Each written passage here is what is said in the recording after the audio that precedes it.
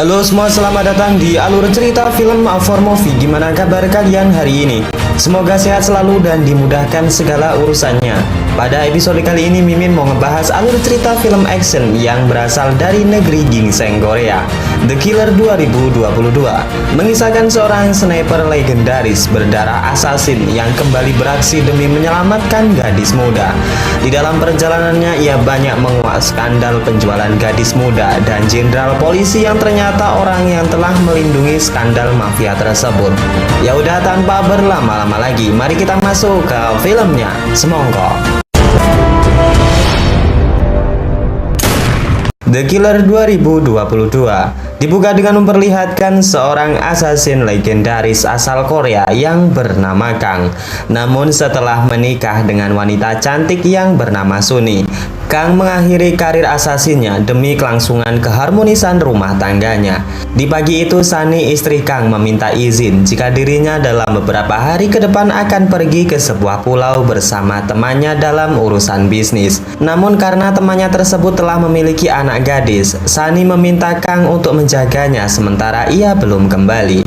Jelas saja Kang yang mantan assassin tak mau jika harus menjaga seorang gadis layaknya baby sister saja. Namun Sunny terus memohon dan memohon agar Kang mengabulkan permintaannya tersebut. Kang yang sudah amat sayang dengan istrinya mau tak mau mengabulkan permintaan tersebut. Singkat cerita, pada keesokan harinya Sunny dan temannya berangkat untuk urusan bisnis. Sesuai dengan permintaan istrinya, pada malam hari Kang menjemput putri temannya yang bernama Yunji. Namun Yunji mengatakan jika dirinya malam ini akan menginap di rumah temannya yang bernama Yunho. Yunji meminta untuk merahasiakan kejadian ini karena ibunya akan sangat marah jika mengetahui perbuatan tersebut. Kang yang memang setengah hati menerima permintaan istrinya pun dengan senang hati mengizinkan Yunji. Ia juga memberikan sejumlah uang kepada Yunji untuk makan malamnya. 걱정 마세요. Kang yang sudah terlelap tiba-tiba dibangunkan dengan dering handphone di mana Yunji meminta untuk dijemput di sebuah restoran. Ia beralasan jika saat itu ia mengalami sakit perut dan ingin pulang. Berbekal Google Map, Kang kemudian menemui Yunji yang saat itu tengah berada di restoran. Namun terlihat Yunji dalam keadaan baik dan malah terlihat asik bersama dengan cowok gebetannya. 안녕하세요. 저 윤지학교 선배예요. Saat diajak untuk pulang, Yunji malah menolak. Ia beralasan jika perutnya sudah dalam keadaan baik dan menyuruh Kang untuk pulang saja. Kang sebenarnya sangat muak, namun sekali lagi ia menuruti permintaan gadis tak tahu diri itu. Sebelum pulang, Kang melihat jika Yunji telah pergi dengan gebetannya menggunakan sebuah moge. Mulanya Kang tak peduli dengan hal tersebut. Namun tiba-tiba istrinya mengirim pesan menanyakan bagaimana keadaan Yunji sekarang. Dari pesan tersebut, Kang mau tak mau mengikuti kemana Yunji dibawa pergi dengan petunjuk sebuah alat pelacak yang ternyata telah ia selipkan di uang yang diberikannya tadi kepada Yunji. Rupanya Yunji dibawa oleh pacarnya, atau lebih tepatnya dijual kepada seorang germo yang bernama Suyong. Rupanya Yunho juga berada di sana, di mana sebelumnya ia telah dijual dan sekarang giliran Yunji yang bernasib sama. Kang yang sudah sampai di sana langsung menyuruh keduanya pergi, sedangkan ia sendiri akan membereskan anak buah Suyong. 말해. 저 다치면 안 되는 애야.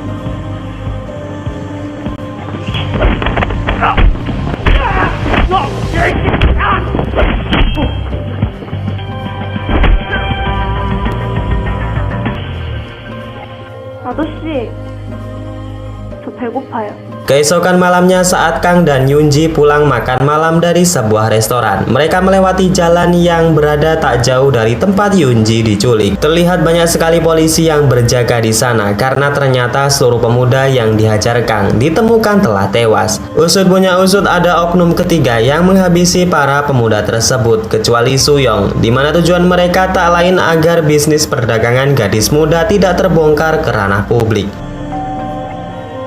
Keesokan harinya, detektif polisi yang bernama Lee menemui Kang di dalam rumahnya. Di sana Lee menunjukkan CCTV yang merekam di mana mobil Kang tengah mengikuti sekelompok remaja yang ditemukan tewas tadi malam. Namun Kang yang lebih jenius menanggapinya dengan santai.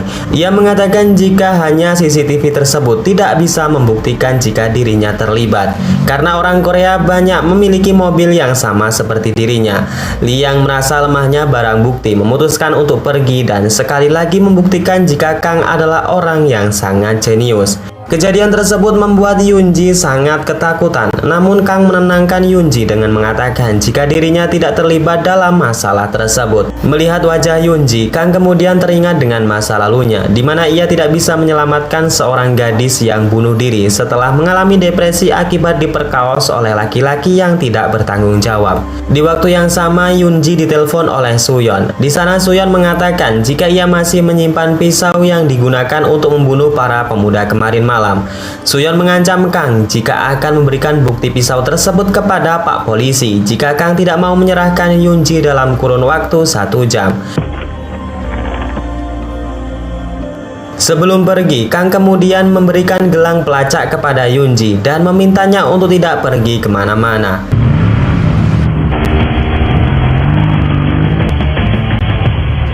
Setibanya di markas para mafia Germo, Kang meminta baik-baik pisau tersebut sebelum adanya pertumpahan darah. Namun Suyeon yang tidak tahu seberapa mengerikannya orang ini justru meremehkannya. Kang yang sudah tak ada pilihan lain pun akhirnya mengambil secara paksa dengan menghajar anak buah Suyeon.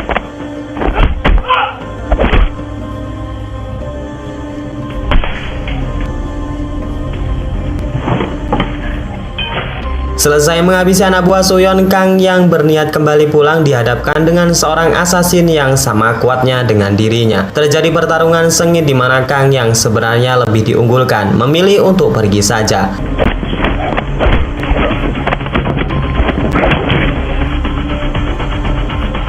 Alasan tersebut tak lain karena Kang mengenali orang tersebut, yaitu Yuri, di mana ia adalah rekannya dulu semasa menjadi seorang asasin. Kang yang telah sampai di rumahnya menyadari jika ia telah terlambat, di mana Yoonji telah hilang diculik. Berbekal dengan gelang pelacak yang digunakan oleh Yoonji, Kang diarahkan ke sebuah apartemen yang digunakan untuk membuat film panas. Tanpa membuang waktu, Kang segera masuk dan menghabisi seluruh musuh. Gelang GPS tersebut rupanya telah direbut oleh Suyeon. Di sana Kang menginterogasi Suyeon dan menanyakan di mana Yoonji sekarang berada. Suyeon yang masih tak tahu semengerikannya pria ini malah berniat menggodanya dengan paha mulus miliknya. Namun godaan tersebut tak mempan untuk asasin berdarah dingin ini. Kang menyiksa Suyeon dengan beberapa tusukan pisau yang menancap di pahanya. Suyeon yang tak tahan lagi menahan rasa sakit kemudian mengatakan jika Yoonji saat ini berada di sebuah hotel. Setelah beberapa saat kepergian Kang, terlihat beberapa polisi datang ke tempat tersebut. Detektif Lee sangat terkejut setelah melihat keadaan Suyeon yang penuh dengan luka tusukan di pahanya. Di lain sisi, Kang telah sampai di tempat yang dikatakan oleh Suyeon. Di sebuah hotel tersebut, Kang yang baru masuk sudah ditunggu oleh 2 orang pria yang menggunakan sebuah kapak. Dan sudah dipastikan baku hantam pun kembali terjadi.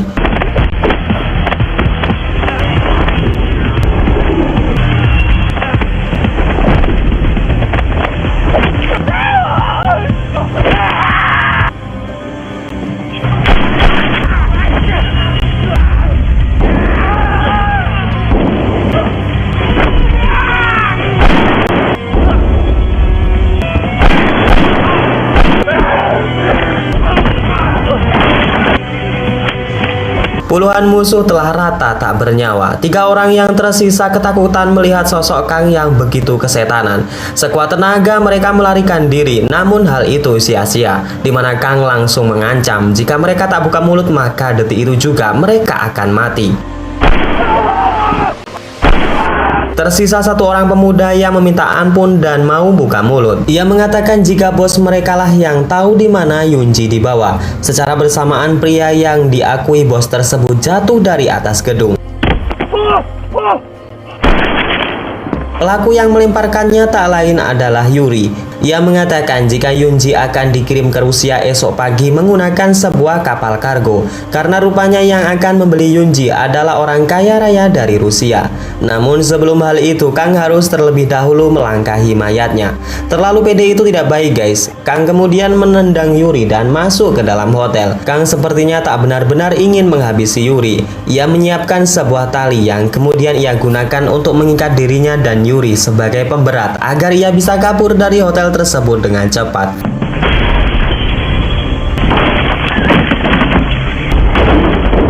Setelah berhasil kabur, sekali lagi langkahnya kembali terhenti setelah Lee yang sudah berada di sana dengan menodongkan pistol.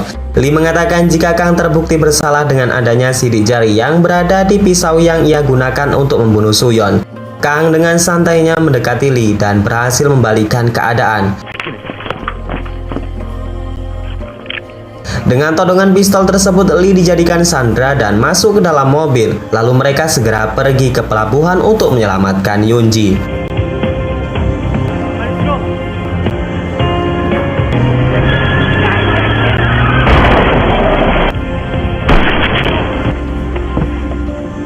Setelah berhasil menyelamatkan Yunji, tiba-tiba sebuah mobil yang dikendarai oleh Bos Germo datang dengan kencang menabraknya. Di sana Kang berhasil menghindar di tabrakan yang kedua. Bos Germo keluar dengan darah yang berada di pelipisnya. Dengan menodongkan pistol, Kang memaksa Bos Germo untuk mengatakan siapa orang yang sudah membeli Yunji. Namun Bos Germo tersebut justru mengejek Kang dengan jari fuceknya yang mengakibatkan ia langsung ditembak mati. Kang kemudian mengambil handphone Bos Germo. Dengan bukti tersebut rupanya polisi sudah berperan dalam sindikat penjualan gadis di bawah umur. Kang kemudian memanfaatkan bukti tersebut untuk mengancam Lee membantunya menyelesaikan misi ini. Sebagai langkah awal, Kang menyuruh Lee untuk mengerahkan anak buahnya membersihkan area pelabuhan. Lalu setelahnya merawat Yunjin dan dirinya ke rumah sakit dengan penjagaan yang super ketat dari para polisi. Di luar rumah sakit terlihat Kang yang sedang berbincang dengan Lee.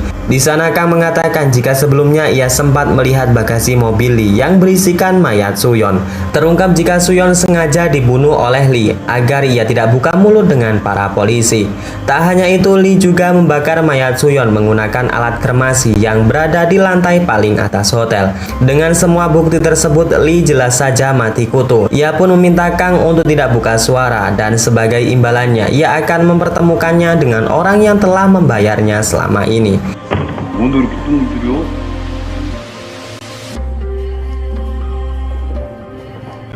Setelah mendapatkan informasi tersebut, Kang yang belum sembuh total dari aksinya kemarin bergegas ke tempat pria gendut yang menjadi tangan kanan Yuri. Di sana dengan santainya Kang menembaki anak buah Yuri dengan keadaan tangan kiri yang masih memegang secangkir kopi. Pria gendut ini memohon kepada Kang agar ia tidak dibunuh. Kang yang dingin tanpa ampun menempelkan pucuk senjatanya dan bertanya di mana Yuri berada. Pria gendut yang ketakutan kemudian mengatakan jika akan ada pesta besar yang berada di sebuah resort mewah. Kemungkinan Yuri akan datang di pesta tersebut dan Kang bisa bertemu dengannya. Setelah mendapatkan informasi tersebut, Kang pun menghabisi si pria gendut tersebut. Setelah usai dengan aksinya, sekelompok orang tiba-tiba datang. Tenang, ini bukanlah musuh, melainkan petugas pembersih mayat yang sudah lama bekerja dengan Kang. Di sana ketua pembersih mengomel lantaran banyaknya mayat korban bergelimpangan. Ia mengatakan jika begini terus ia berniat akan mengundurkan diri saja. Kang kemudian mengatakan jika akan ada pesta besar sekali lagi dan ia akan membayarnya 4 kali lipat dari biasanya. Mendengar hal itu, ketua pembersih itu pun kembali bersemangat dan ia tidak jadi pensiun. Sebelum menjalankan misi yang terakhir, Kang terlebih dahulu menemui seniornya yang berada di organisasi pembunuh bayaran. Namun dia sudah pensiun dari dunia tersebut dan beralih kepada penjual senjata api ilegal. Di sana Kang meminta sang senior untuk merakitkan senjata sniper yang paling mematikan. Dengan konyolnya, sang senior yang belum pernah merakit senjata sniper terbaru tersebut kemudian membuka YouTube sebagai alat panduannya.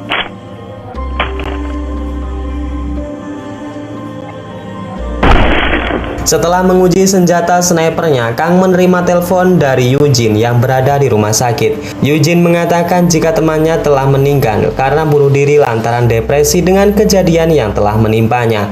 Kang yang mendengar kabar tersebut sontak membuatnya semakin geram dan berjanji untuk segera memutus mata rantai perdagangan manusia. Saat Kang menjenguk Yunji di rumah sakit, ia mendapatkan kabar dari Lee. Usut punya usut, ibu Yunji yang merupakan teman dekat istrinya bukanlah ibu kandung Yunji sebenarnya. Bapak dan ibu kandung Yunji dulunya adalah orang yang kaya raya yang telah meninggal dalam tragedi kecelakaan. Kang juga mendapatkan sebuah nama jika Kim Masume adalah orang yang dibalik semua ini.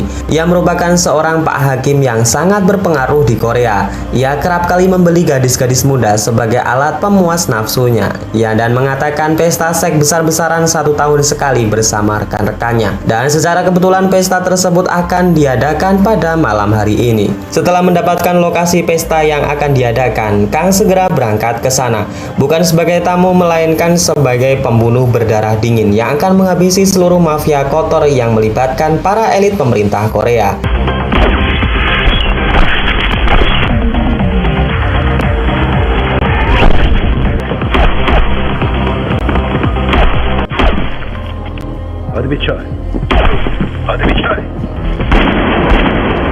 Dalam aksinya tersebut, Kang yang semula dibantu oleh Lee justru mendapatkan sebuah pengkhianatan.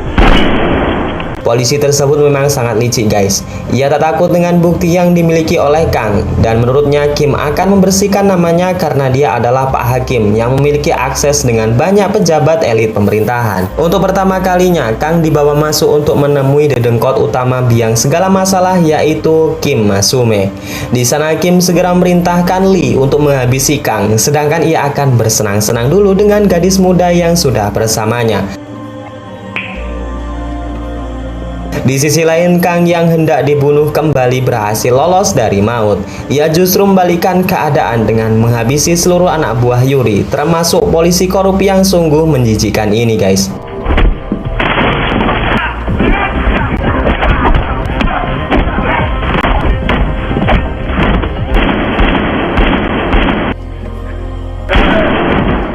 Tersisa Yuri, musuh yang paling kuat, mantan rekannya dulu di skuad pembunuh bayaran.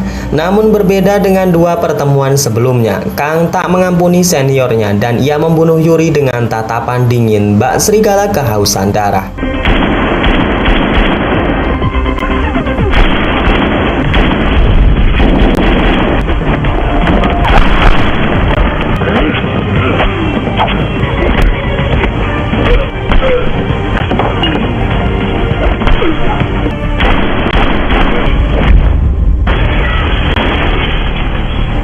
Setelah menghabisi Yuri, Kang kemudian menemui Kim yang saat itu telah selesai bermantap-mantap. Di sana Kim sangat terkejut bagaimana bisa Kang masih hidup dan terlihat baik-baik saja.